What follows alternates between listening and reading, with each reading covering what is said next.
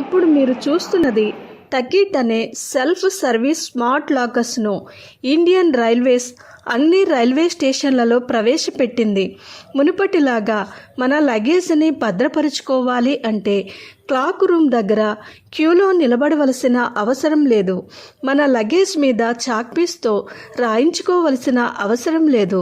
మరియు reservation ticket అవసరం లేదు. ఈ లాకర్స్లో మనమే సొంతగా లగేజ్ని భద్రపరుచుకోవచ్చు.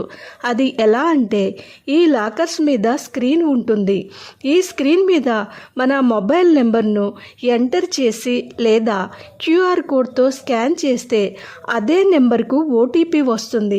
ఆ ఓటీపీని ఎంటర్ చేస్తే మన లగేజీకి సరిపోయేంత లాకర్ నెంబర్ను ఎంటర్ చేయాలి. అప్పుడు ఆటోమేటిక్గా డోర్ ఓపెన్ అవుతుంది. మన సామాన్లు భద్రపరుచుకుని క్లోజ్ చేయాలి.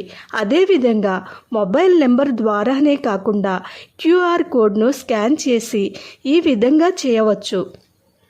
తిరిగి మన లగేజ్ తీసుకోవాలనుకున్నప్పుడు క్యూఆర్ కోడ్ను స్కాన్ చేసినప్పుడు ఎంత అమౌంట్ చూపిస్తుందో ఆ అమౌంట్ను పే చేస్తేనే లాకర్ ఓపెన్ అవుతుంది.